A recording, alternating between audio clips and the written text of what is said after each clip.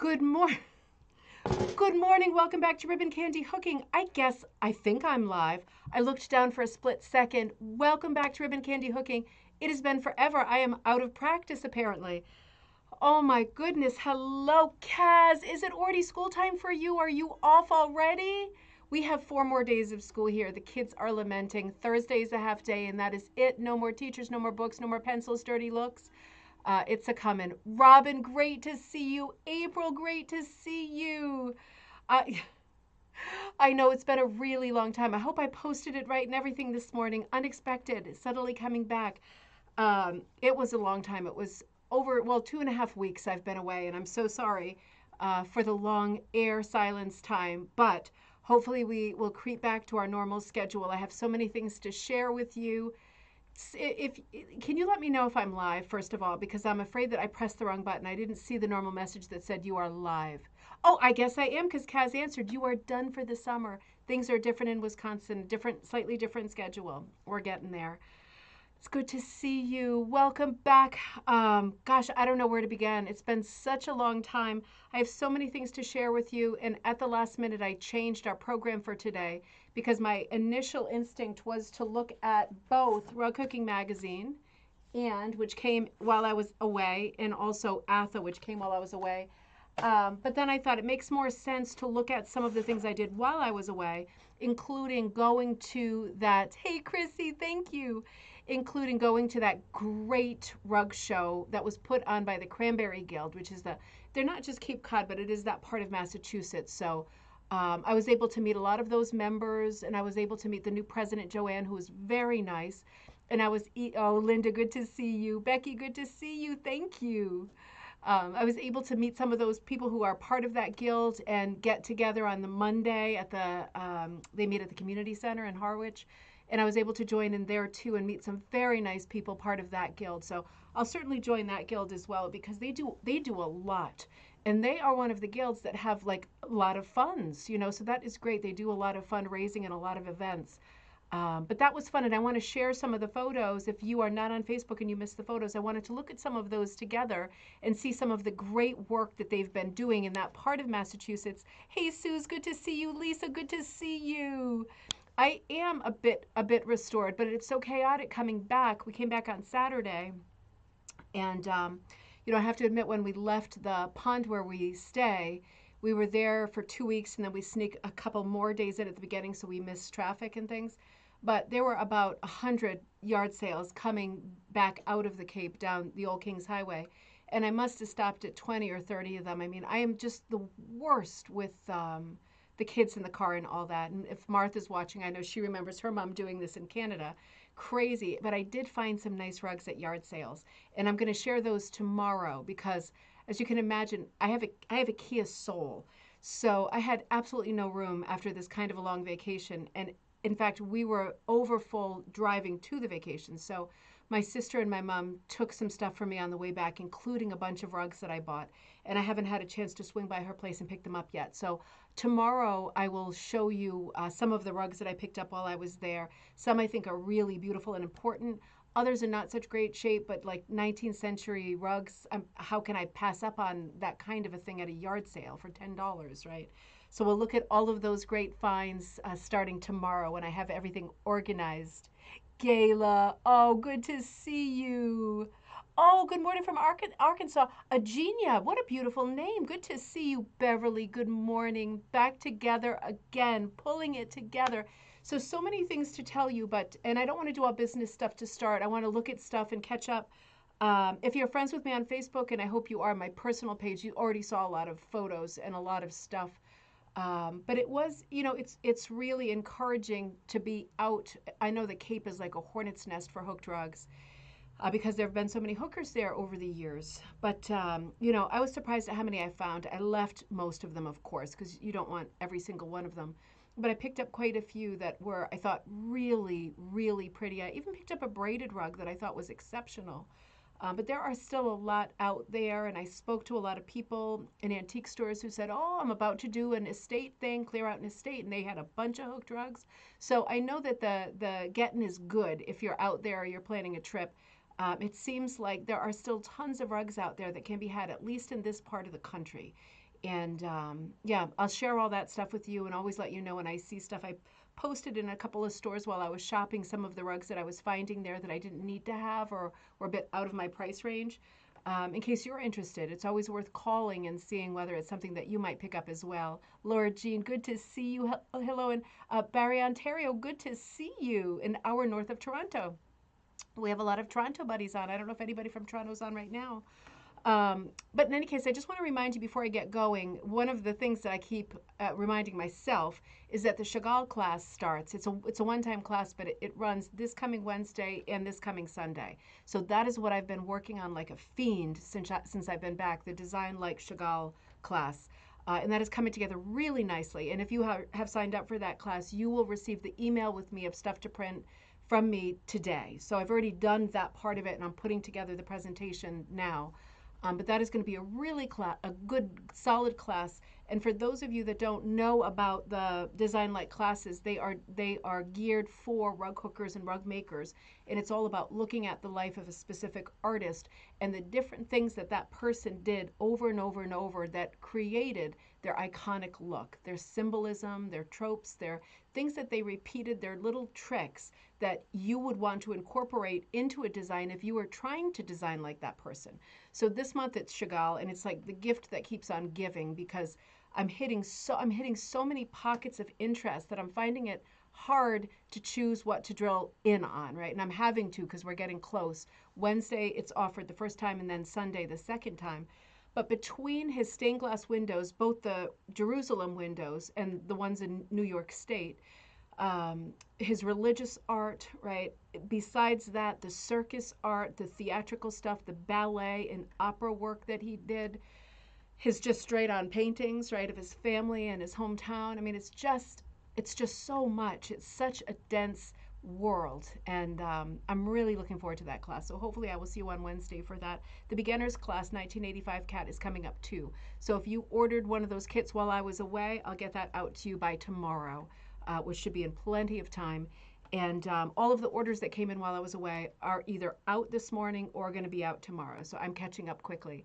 And thank you so much for your support while I'm away as well. It's encouraging to see sales come in while I'm on vacation. I know how spoiled that sounds, but you know it's a long vacation, and the kids are so needy these days. That mini golf is everything is so expensive, but everything is also so much fun. What can one say? So the second Saturday that I was there, the Cape Cod, I'm not going to say Cape Cod, the Cranberry Guild, many of the members are on Cape Cod, and that's why they hold their weekly sort of meetings on the Cape. But there are many members who are off Cape who are busy in the Guild and participate in events and planning and meetings and all of that. The rug show that they do is a biennial. So it was this year, and they were kind of stalling on it during COVID, right? So that was 2 lost years. So it won't be put on again next summer. It'll be the following summer. But the amount of work and talent that showed up at this Cranberry Guild show was astonishing. I was super, super, super impressed. I only knew a few people who were part of the Guild, and now I know more. It was a wonderful vein to tap into from an academic point of view for me, as somebody who likes to write about the history of rug hooking, because there were people in the Guild who knew people that I have never met who are a little bit older and housebound now, that I've got some information and lots of leads I can tap into to try to complete and refine our rug hooking family tree on Cape Cod. Names and numbers that I can call, missing links to my tree for that region, you know. So it was great to be able to go and talk to people in person and get some names and figure some things out. And there will be a lot of to be continued projects for us that were kicked up as a result of this trip, because you know I'm not ever completely on vacation. I was absolutely working too. And I had a great meeting with one of the Historical Society curators about a rug hooker. I'm not going to say too much at this moment, because if you follow, you know that a lot of times ideas that I put forward get taken out from under me before I can act. So I'm not going to be stupid again. But I met with somebody who connected me to a rug hooker who passed away years ago, but a body of work like I have not seen before, at least since the Alice Butler story. and it's a completely new story. So I met with him for many, many hours of going through scrapbooks and reading articles to each other, picking out names. It was really exciting from rug hooking history point of view to be able to have a new name to delve into, and exciting, really exciting, and to be able to look at photographs and go, oh, I know who else is in that photograph. I recognize that person and that person. It was very, very exciting and productive. So there's a huge to be continued, another writing project that I've started with him as a result of latching onto this new name and this new project, and we'll all get involved in that together as soon as I get a little bit of traction and safety going on my end. But it was a lot of fun. There was so much to know, so much more to know.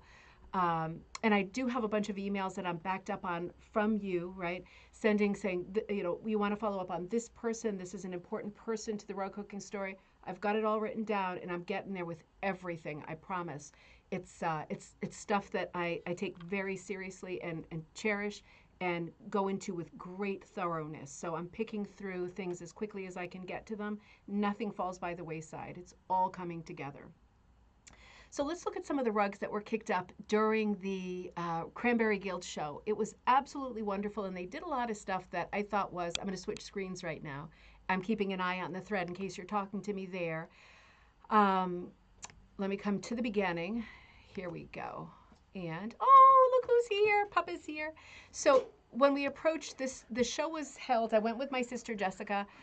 She's not a rug hooker. She's the one who works at Yale, and she's into rug hooking now and becoming more knowledgeable by the moment because I'm constantly talking to her about it.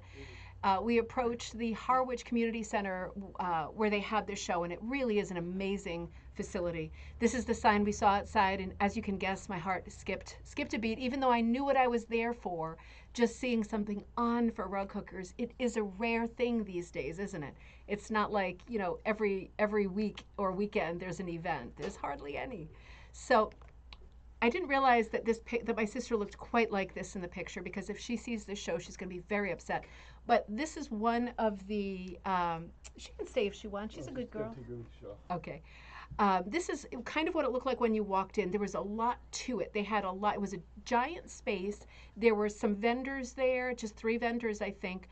They had some rugs on the floor, some rugs on the public stage. Oh, thank you, April. I'm going to come back to you for a second. The article in Rug Hooking Magazine, I'm going to cover that tomorrow because it's my article on the Butlers, right? Alice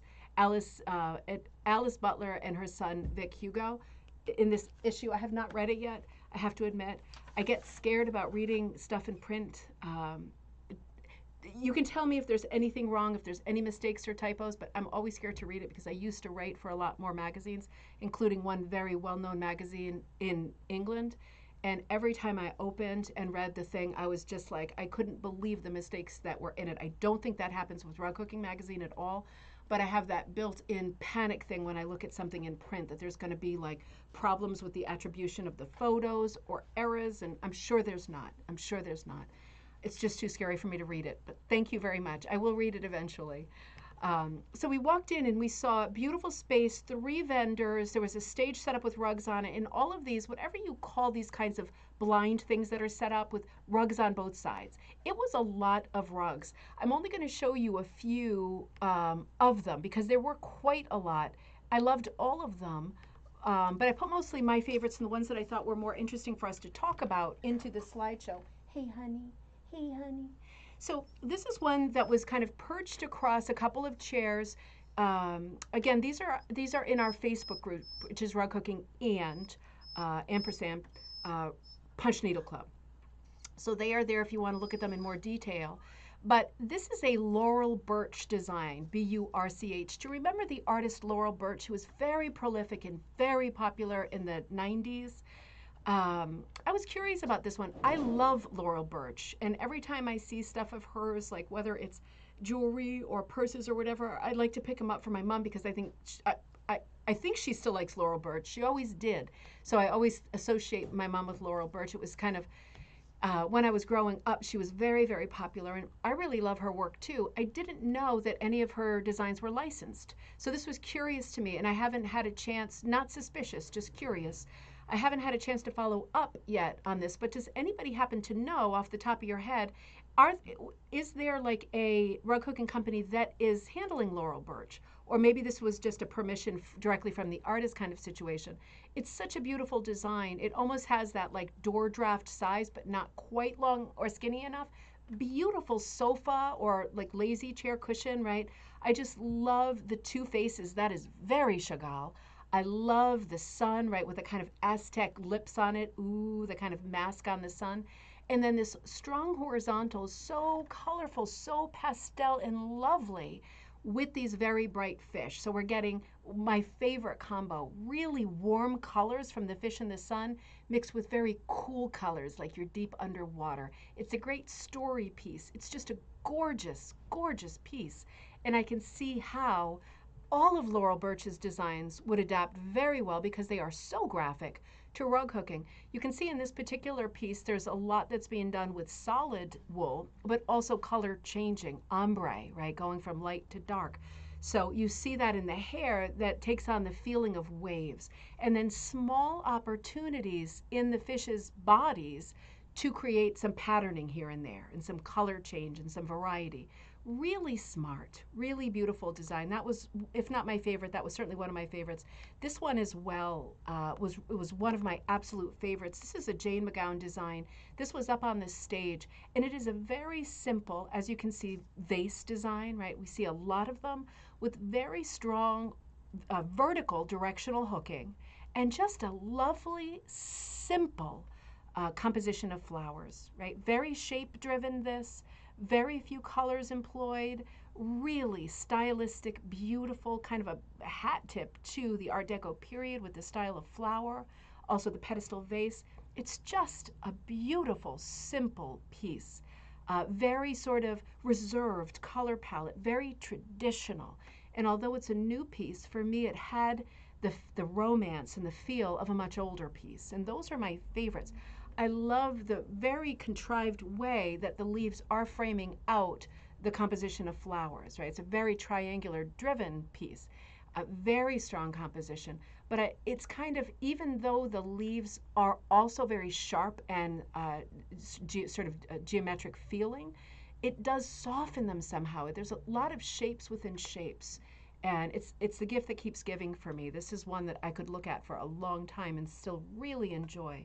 Oh, okay, Kaz, Willow Creek Rug Hooking is selling Laurel Birch patterns. Thank you so much. That's exactly what I wanted to know, because if people look at that mermaid and say, I love that, that's where you can get that. Awesome information. Thank you so much.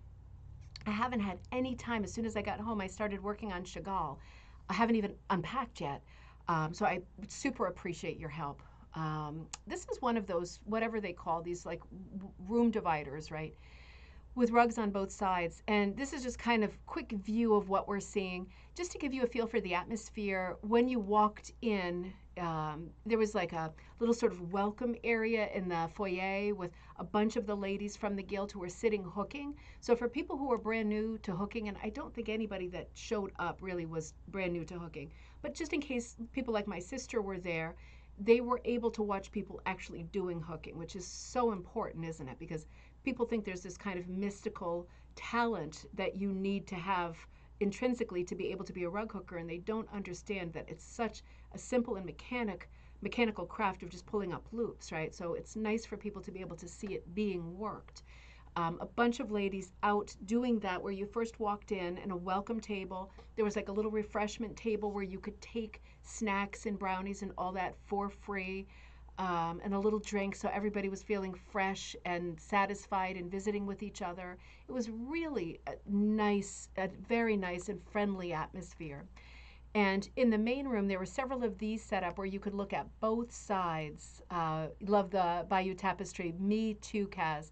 I think I have a close-up of that one. That is a standout for sure. So on this piece alone, we're seeing on the top left of the shaped snowman. There was a lot of shaped stuff here. I should have asked if they had done something with like a shaping class or whatever, where by shaped I mean it's not a square rectangle, it's an irregular sort of perimeter around the piece. So the snowman falls into that category. So cute with the three-dimensional scarf. And then the lighthouse scene is exquisite. I can't see the tag. I know it's attributed in the Facebook post that I did. It could be the Cushing. I know Cushing did one of Portland Light. That certainly looks like Portland Light. The tapestry we're going to get to below. Another nice, simple, traditional basket design on the right. Just the 5 flowers and some buds. Very simple, very lovely. Another Halloween design below that with a stacked white pumpkin scene, a spider's web. You see that in the orange hat, really festive. To the left of that, nice composition. I have a close-up of that too. So let's move forward. We're going to look closer up at a couple of these. They might not be in order, but we will be back. So many rugs on the floor as well that were so different. Lovely, patriotic, another vase scene, right, with flag and flowers on the left. A lot of directional hooking in that piece. To the right of it, beautiful geometric that mimics a quilt design.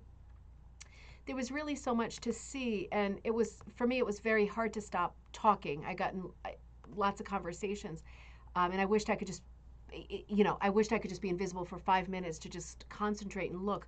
My sister took many of these photos because it was hard to get momentum, but it was so nice to have these photos for me to look back later at my leisure and be able to concentrate on what I'm seeing here.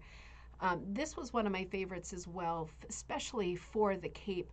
Beautiful wave border, right? And you see the color change that's happening in the tips of those waves. Really smart composition.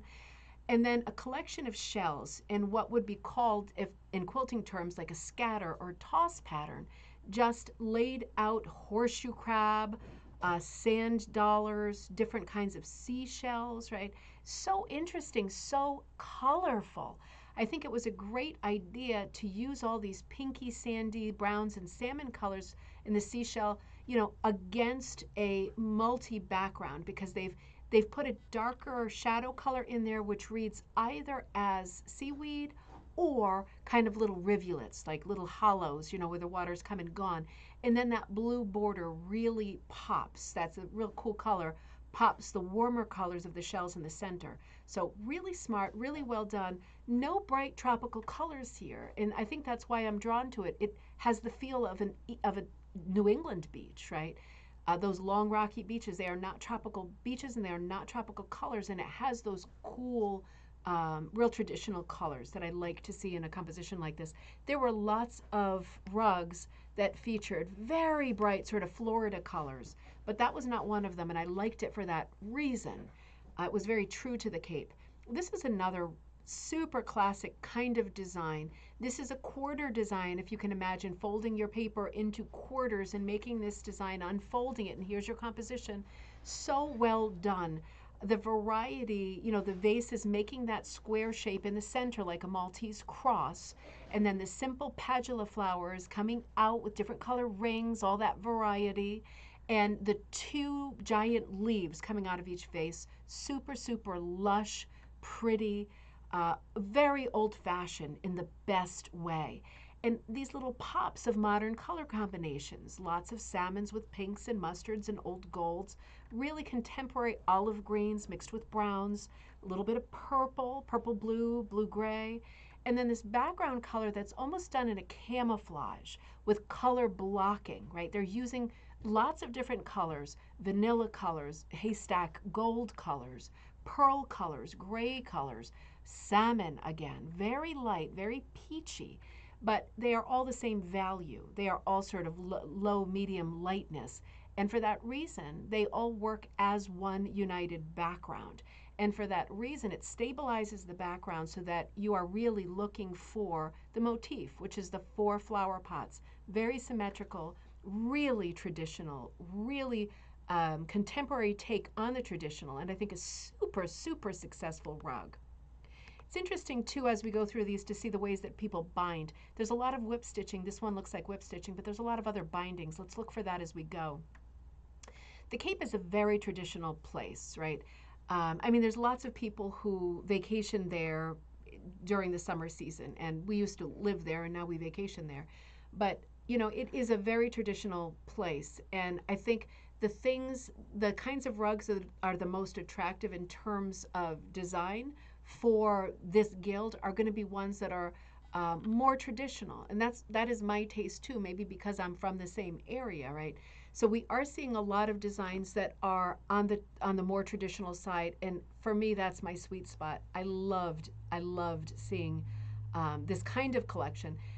Depending on where you go, you see very different things, right? Another really fractor driven, old time, real romantic design, 18, does it say 1870 or 1890? Maybe even that's an 8 at the end. And of course, if you're looking at these closer up, I'm seeing like a thumbnail with the screen I've got to look at during our shows. Hopefully, you're able to see who the designer is and all of that. If you have any questions, you can write to me. It's however good my camera captured, and my camera is my phone, so it's pretty good. I just love this color palette. It's super unexpected because the one thing you would expect with a rug like this is that that bird would be really blingy and bright. And the fact that it's not, I love. The bird almost recedes into the background, into that field of grays and very subtle rusts, right? Almost like a faded antique black background. I love the light gray background, the light gray bird, the dark gray border, and all of these hints of color, right? Almost like it's all powdery and soft and lost in age. It's a new rug. But this celery color that looks like a faded moss or green, and this rust color that looks like it could be hinting toward a red. I love these medium colors. Oranges and grays, you've got cools and warms all in the same piece. It's almost ghostly, right? It's almost like it has like a gravestone quality, that bird, with that little alert eye, but otherwise his body really invisible and fading into that background. It's really, really, for me, a beautiful piece. This, again, is one of my favorite pieces in the show. I just think the color palette is so unexpected. And for me, this piece is an argument for this whole crazy conversation that we often get into, particularly when you work with a teacher too much, where you're told that's not right. You should have a brighter color here. There should be more contrast here. I'm a firm believer that if you are working on something and you like your color palette, you've got your colors laid out, don't ever let anybody tell you that you should be making changes to a color palette that you already love to get more contrast or to get more interest. It has to be your way. And I feel like when it is your way, there's somehow more heart in it. I don't know how that happens. It's like, it's magic, isn't it? But for me, this piece has a ton of heart.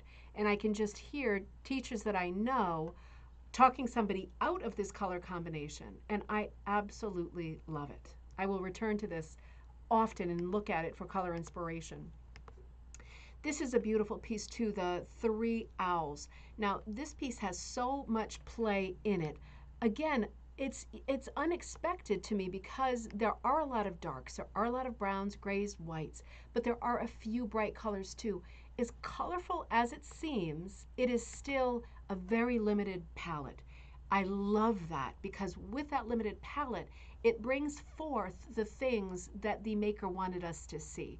Obviously, the variety of the owls, not just faces, but bodies, they have that kind of mandala coloring book, right? All that broken up interest, paisley designs on their wings and chests around the eyes, all kinds of busyness. Each owl is handled differently with a slightly different color palette and feel. The one in the back is like a snowy owl, just all whites and lights, but with that beautiful clamshell scalloping around the cheeks. And then there's kind of the barn owl looking one on the left that has that reminiscent of a paisley scarf design going.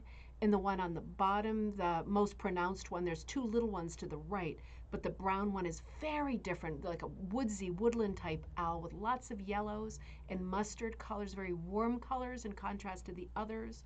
I just love it. I love the choice of gray for the background, like the dark night. And I love seeing the colors of the flowers pop, right? You wouldn't see the colors popping like this at night, but that's what makes this form so attractive and interesting because you can do whatever you want with the colors. It creates a lot of interest to have the flowers be as articulated as the bodies, right? Lots happening inside the flowers, petals, and very limited color palette. They're just pink, pink, and more pink, but so beautifully rendered.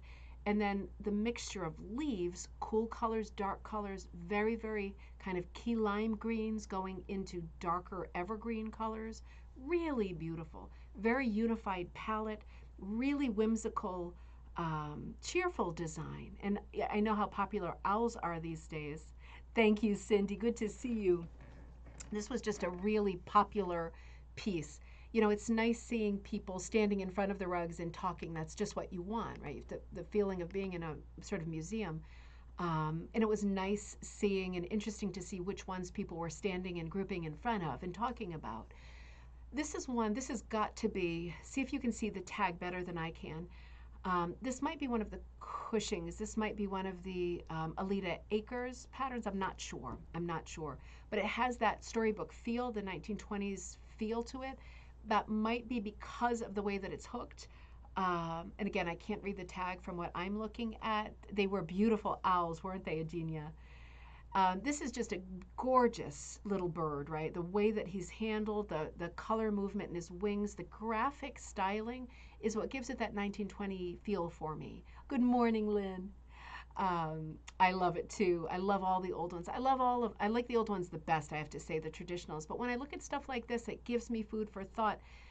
Isn't it great to see the snowy background in this, right? Another season, but it looks so nice and warm with that sunset or sunrise. Beautiful evergreens in the background. Look at the way the trees are separated. They're able to do something busy like this knot of trees with the tool of outlining, right? With this graphic sort of technique of outlining them. You can do them in the two colors and they still stand out very, very well against the snow and against a color changing sky. Fat little chubby bird, healthy in the winter. It's another really cheerful composition. Beautifully done. A really Cape Cod-y piece, right? And I have to tell you, I also stopped at the White Cat, which is the Cape Cod store. I'll do that conversation tomorrow because I took a few pictures there. This is, I don't know if this is one of the White Cat designs because again, I can't see the tag from where I'm looking, but maybe you can. I love seeing these nautical themes for Cape Cod, and Claire Murray did a lot of these too. The sort of whale who fights back, right? The what's called Nantucket sleigh ride when they try to harpoon a whale from a small boat that's taken, you know, down off the big, you know, whaling boat. Hey, Mary, good to see you. And the whale starts fighting back. That's called a Nantucket sleigh ride because if he starts moving in the water and you've speared him, then your boat moves too, and you might not survive that trip. But it is funny seeing this sort of Moby Dick kind of composition with a very angry whale, lots of color changes in the waves, lots of movement. Look at all of those dots of white. The foam, the water is very agitated. And I love how agitated the water is in contrast to a really beautiful, calm sky, right? Really sort of, again, morning or evening, very promising, light, bright, calm sky. Birds, you know, flapping above, very peaceful, and in the water there's a different story. There's all kinds of chaos happening, but it is an exciting scene. It's a very Cape Cod-y scene. I rarely see this shape. It's almost like a welcome mat or, you know, half moon, but it's squared off. So I thought that in itself is really interesting. I wonder if there's a specific place coming off a landing or something where this rug is meant to go in the end. But very Cape Cod-y rug, one that caught my interest because the subject, you know. This is another beautiful piece. There's so many things about this village scene that I love. Another winter piece because remember, these rugs have been held up for a couple of years during COVID. They put the show off. And as a result, we ended up with seeing a lot of rugs this year and from a lot of different seasons, from people working, of course, year-round on their favorite hobby. This is a beautiful village scene in the naive style of like a Grandma Moses, that kind of thing, or Maud Lewis if you're Canadian. You know, the thing about this composition that's different for me is that very central tree right up the center. Because if you can picture this composition without that tree, we have got a real straightforward village scene anchored by the church and a scattering of small houses around the church, right, around what would be the village green, but it has snowed and it is cold and the children are on the pond skating, and that whole kind of pastel gray world on the pond is almost like a dream. It's in sort of fairy tale colors as opposed to the rest of the composition that is done more in primary colors, in bold colors, red, yellow, blue, right, and then the evergreen color. So an interesting switch of palettes here almost for me breaks the pond away from the rest of the composition and creates two areas of interest.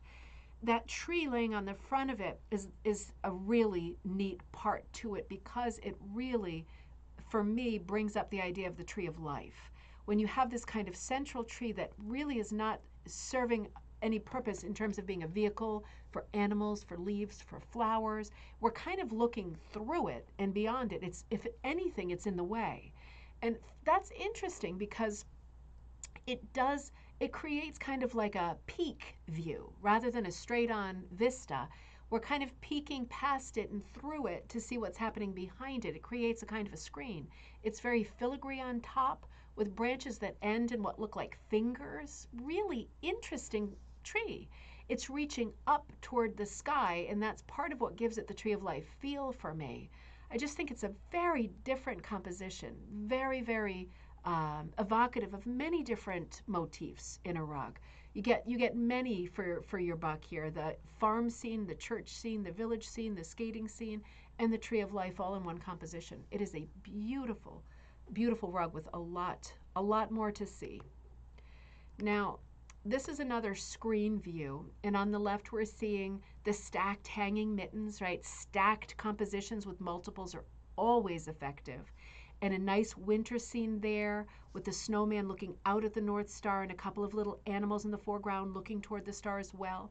Beautiful gorilla. I'm not sure if this is the same one that we've seen in Rug Cooking Magazine, but I know we've looked at this image before. Absolutely beautiful. To the right, more of a western vista. What does that say? Something peak, tremble, thimble, peak. Let me know if you can read that. Beautiful western landscape. So very, very different.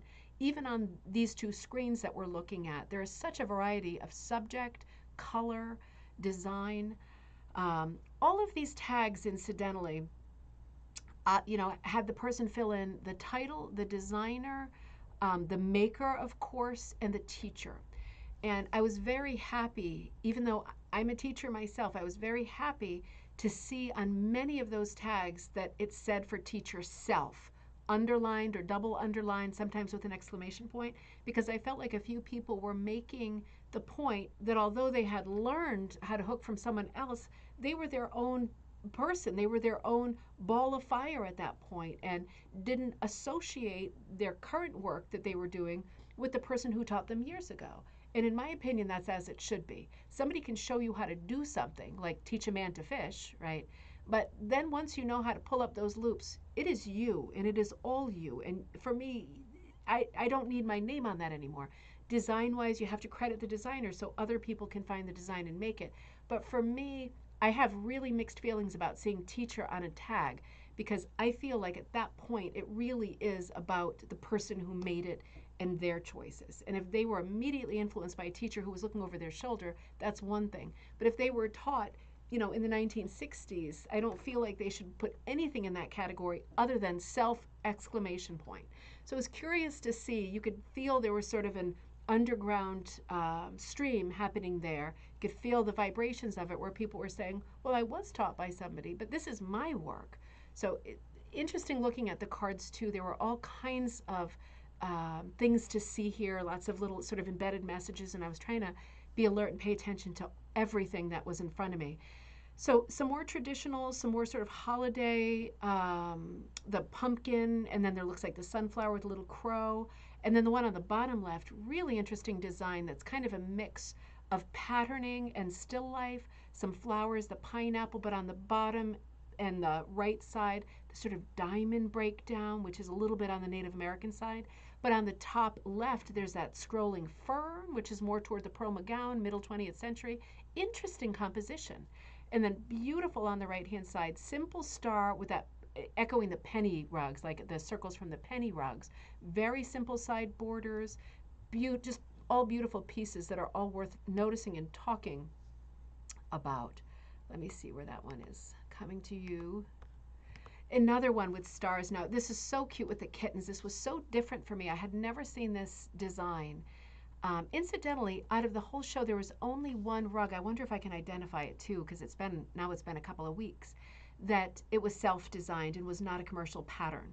So it seemed to me also with hooking with this group that most people by far were doing commercial designs and were not doing designing. And it just, it depends from region to region. When you get a pocket of ATHA, and this is an ATHA chapter, that does a lot of its own designing, it becomes kind of infectious, right? It kind of spreads and everybody thinks, oh, let me design too. But then there's other pockets where most people are doing commercial designs and saying, oh, I like this designer or that designer, and ordering designs that we then expect to see the designer listed, as all except one rug in this exhibit was the case. This is just a beautiful, whimsical composition. Be great as a juvenile project too for a child's room, right? With the cats hanging off the stars. And if you just look at the patterning on these cats, right? It's so cool. It's so neat that they went so stripy and that the border is so stripe driven as well. It's so charming and sweet and funny to look at, but there's so much variety in the way that it's hooked. I thought it was really, really clever in terms of the hooking of it. The cat on the right having the sort of crescent type shapes, right? His kind of shaped stripes heading in, and he's looking up. He looks like he's in quite big trouble. He's the largest of the cats, I think. And the one in the middle with the kind of directional striping, and the one on the left with the little white belly, and again, horizontal directional striping. So different choices in all three cats, who are all striped but patterned a little bit differently. Just reminds us that no matter what you are hooking, there are going to be 100 choices in every part that you encounter. Lots and lots of individual choices to be made. Teacher, self, right? So now this one is an interesting pattern too. I can't read the tag on this, but I didn't notice until I looked at the photo that it was a mermaid. I mean, shame on me, but I was very distracted while I was here. This is absolutely gorgeous. I just love it. Looking at a mermaid from behind, looking like at her little backbone, at the shape of her arms, what a beautiful piece to hook. I love the blonde hair twisting. I love the radiating of gold outside of it. Hard to tell whether, well, I guess she is underwater because that looks like coral and seashells underneath. But it's almost like sunshine on the top around her head. The way that it's partially framed out creates the central vignette that is just beautiful. The prestige of this piece, I think, is in the tail, the color blocking that's done in the tail in the style of almost a crazy quilt. It's super whimsical. It's very personal choices about color. Nice, cool colors in that tail, contrasting greatly with the yellow sky and the yellow hair. There's a little nook under her bottom fin with a little bit of sky blue and a scallop shell, and I think that is so pretty. She's resting on ground that is probably, hello, CC, hello, that is probably kind of echoing her color or reflecting the colors of her tail, but there's still a little bit of coral peeking out and a starfish there, and then the coral on the side is just beautifully done. It's very artistic, right? I mean, for me, it feels like somebody is not coloring in lines here. This is really artistic. Lots of great choices in the way that it's hooked, even that subtle color change in the yellow background. It's not all yellow. It's really whimsical. Only part of it has been outlined in dark and filled in. Much of it hasn't. And those changes where it becomes more marble cake than color blocked, those are such personal changes. I am back. Everything is back to normal. That was such a long break, wasn't it ridiculous? But in terms of composition, this is such a simple design. This has almost a Holly Hobby feel, just very stilted, very simple. But you can see how much energy and thought. I think because I was thinking the same thing, and I wonder if it's possible for anybody to zoom in on that tag. I can't make it any bigger for myself. But this would be the one that I would say, this would be my idea of an original pattern because it's so different. And this just goes to show that if you have an idea for a design like a mermaid, and you're thinking to yourself, I'd love to do a mermaid, but it's a human form, at least partially, and I'm no good at faces and hands, well, this is a great way to handle that, isn't it? Because in this composition, the maker has given you the full look of the mermaid. She's given you that crazy quilt feel of the tail, but she's given you that great Hutchinson twist in the hair with all that marble cake coloring. That crazy quilt feel, that hit or miss feel, that old-timey thrifty feel. There's a lot going on here, and it is just, it's a real standout piece.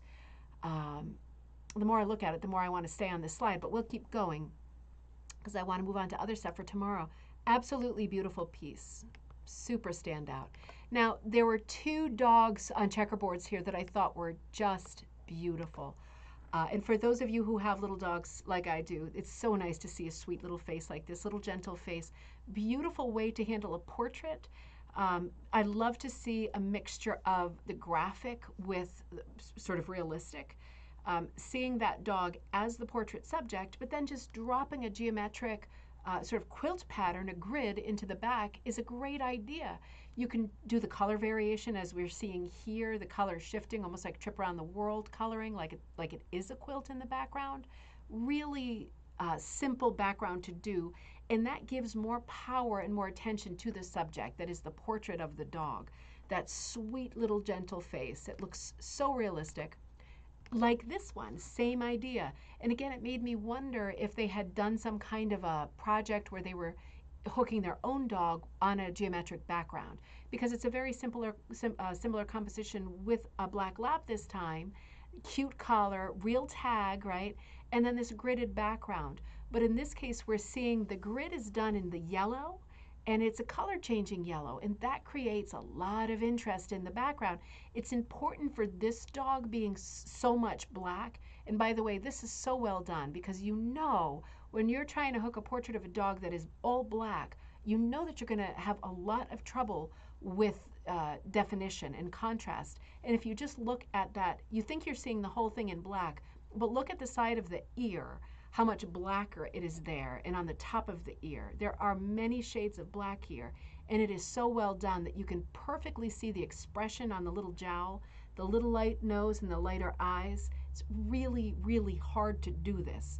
And it is lovely to see that black silhouette against such a nice, bright background, right? It just is another striking composition and a great tribute to a little pup that I'm sure is a great friend. Now, this one, Samoset S'mores, or Samoset S'mores. That's a Girl Scout cookie, right? What is it? Samosa. But it's an S-E-T at the end. No, A. No, but in the rug it is. I think it's a place name because it's hooked in. Oh. Yeah, Samosa. It's probably, I don't know, maybe it's a beach or something like that. But this was one of the ones at least on Jersey's Gale du Fresnay. Jersey's Gale du Fresnay. Linda, which one is that you're referring to? I'm trying to think back and I'm already lost. Anyway, easy to lose my train of thought here, right? So this is probably the one rug that got the most attention on the Facebook post on the group. Lots of comments made on lots of rugs, but this one got a lot of attention. I think part of the reason is it so evokes summertime and evening and storytelling around the fire, camping trips, childhood days, scouting days. There's so many sort of connotation layers that can be layered onto a simple and beautiful piece like this. It has the fire raging in the background that is put into scale by the marshmallows on sticks. And it is just the epitome of summertime. It's like, you know, in such simple language, what is summer to you? To somebody, it's just the marshmallows in the fire, and it's all you need to know, right? It really gives you a sense of place, a sense of time, a sense of comfort, coziness, relaxation, that beautiful midnight blue sky behind these bright yellow and red flames. It is gorgeous. I think the dog's pieces artist. Oh, thank you, Linda. Thank you. Those are Gale du Fresnay. Excellent. I think it's just the feel of this. The curling flames, too, have that kind of almost klimt look to them. I think the color palette as well. It's just a beautiful piece. It's a beautiful piece. Yeah, it's one of these compositions I wish I thought of because it is so simple. And I think it speaks to so many people of a moment in time that so many of us can relate to. But this was certainly a great favorite at the show and on the post later. This is another of my favorites. I love multiples. Jay, now I get what you're saying about the Samosa Girl Scout cookies. Okay. Amazing. Yeah, those are amazing. This is such a beautiful, simple, cheerful design, 1920s palette. You know, it has that post-Depression era color palette. It is so light. It is so summery. It is so loose. It feels almost like a wall stencil, right? Doesn't it look like a stencil that somebody would have done as a wall treatment in the 1980s? It's just so beautiful, simple, traditional, but the color palette is bright, light, cheerful. I just love it. I just love it. It's one of these pieces that makes you smile. You can see it down on a floor and how beautiful it would be, particularly in an old house with a dark wooden floor. What a brightener this rug would be. It is just so pretty. Simple designs like this, repeat motifs, are always going to be successful. And unlimited choices when you're working on a piece like this with a repeat pattern, almost like a textile repeat. Super cheerful, really lovely. I will do a few more. Oh, you know what? We're getting to the end here. I wanted to talk to you about this. When I left, because I think I went into the exhibit the wrong way, I want to stop. Let me see what Kaz is saying here, and then I'm going to walk you into this because that's a different conversation. Kaz says, Rug Hooking Magazine has geometric hooked rugs, book by Gail Dufresne. I think they got the idea from Gail's patterns in that book for the dog rugs. Excellent. Was that this issue, Kaz? I felt like I had a good handle on this, and that's not ringing a bell. I'll have to check again. Dang it, I have to go. Oh, that's okay. You can replay later, and we'll see you again. Remember, I'm running shows in our regular schedule Monday, Wednesday, and Friday night. By the way, before I forget, this Friday night, I want to really catch up with you, and I want to do a gallery night again. So please send me in the days in between any rugs that you have posted in the group or anything that you're working on now, even if it's not complete. I want to look at what we've been doing, and I want to look at what we're doing now to try to catch up with you this week, because it has been a while. I want to catch up on what's been going on our Facebook page and just what you're working on. So send me anything you can to ribboncandyhooking@gmail.com, things that you've done in the past too. I want to have a night about you. It's going to be our gallery night this coming Friday. I entered the exhibit the wrong way, and as a result, I missed the snack table on my way in. Cass says that book was published in 2010. Excellent. I wonder if I have that one, because I'd like to review that one. Gail is like a force of nature. I love everything that she's done. This is why I love our conversations and miss them, because we put this stuff together in the thread, and it's so helpful. When I came out, I saw this display. They were celebrating happy birthday, 30 years of the Guild. And I'm going to show you close-ups here, but what they did was they gave, I will show you, a little bit of fabric that you'll see in the middle. I'll show you closer up. A little bit of fabric and backing material, same size, to everybody. And for those who wanted to participate, they would then design and make their own thing, right? Using the material that they were given and adding some from their own stash to celebrate the 30th birthday of the Cranberry Guild. So, for example, this is what they were given, right? Backing, a little bit of backing, it looks like linen, and then just these two colors, cream and cranberry. Cranberry for the Cranberry Guild, but also Cape Cod is like the cranberry capital of the world, I think, outside of the Netherlands. And I think the Dutch cranberries came from the east coast of the U.S. back in the day. Anyway, cranberry bogs all over the place. So they really celebrate the color, the place, the connotation. And using this cranberry color, people went ahead and made a bunch of their own designs. So Terry made this one. This is like a cranberry scoop. For those of you who are not big cranberry people, they used these scoops back in the day to collect the cranberries. What they do is they have like a beautiful bog where the cranberries grow, like on little bushes, right? And when it becomes to be season, they flood the bog and make all the cranberries float to the surface, and then they comb them off. It's also a known thing that in these bogs, there's a lot of these wolf spiders. If you know the wolf spider, they're harmless, but they are scary looking spiders. So the people who harvest the cranberry bogs have to really be at peace with the wolf spider too, because they are all over the bogs. But it's an interesting part of the Cape. You cannot travel on the Cape without seeing lots and lots of bogs. And cranberries and bayberries are two of those berries that you just constantly see on Cape Cod. I thought this was such a sweet, charming handling of the subject. The cranberry color with the white background, right? Judy did this one. It is a bog that's recently been harvested, and then we've got the kind of clear water behind, and two of the guys that do the harvesting with their more modern rakes, right? We use different tools nowadays. But another beautiful composition, very atmospheric, and You can see where the cranberry was used. You can see where the white was used.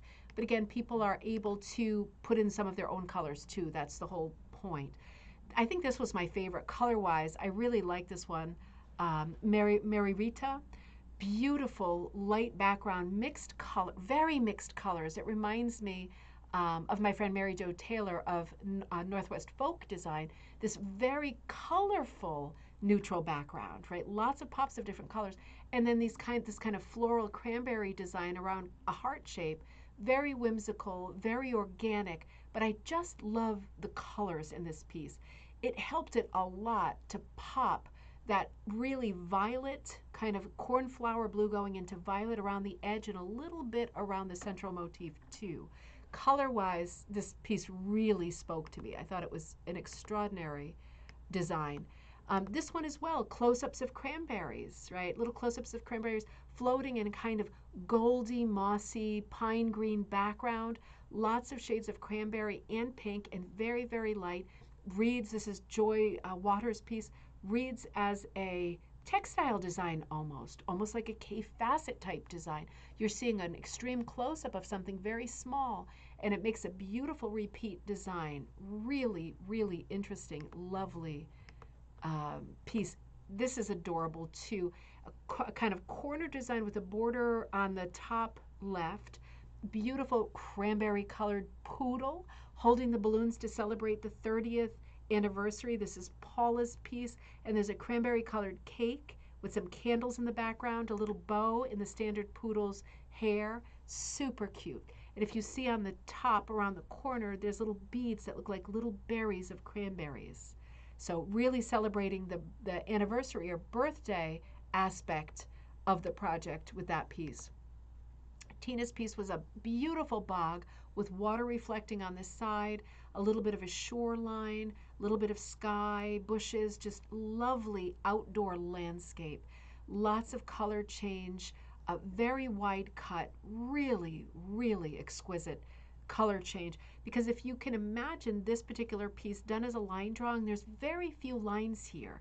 That reflection of the sky, the reflection of the trees, this is very artful in a small piece. These pieces were probably 9 inches, maybe squared, something like that. They were very small. So it is a marvel to get that much detail into such a small piece. I was standing with Sandra when we were looking at this piece together. This is her piece with, she wanted to combine the sheep, right, for rug hooking. So she's got kind of felty, lots of different materials in Sandra's piece, in many pieces in the show. I was really surprised at how many types of textiles, traditional and non-traditional, people used in general. So that is another sort of characteristic of this guild. We weren't just talking about wool strips. We were talking about lots of different non-traditional materials as well.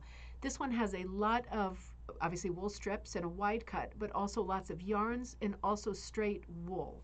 So she's done kind of a felty thing, attaching the wool for the sheep, and she's got a bog in the background, lots of layers of earth and interest as the water goes out toward the sky. And she has used wool strips to do what looks like a crochet, possibly a whipped or crocheted border. She, I think, told me, and I've already forgotten, but it is a very, very unusual border done with the strips, wide strips. And I thought it just ties the piece up really nicely, really sweet story piece. But it is amazing to see how many different possibilities there were having been given the same materials, right? Just a little bit of white and a little bit of cranberry color. And I thought, I think this is our next thing. I know we've still got our Van Gogh thing going, and I'm going to come back to that as soon as I stabilize again.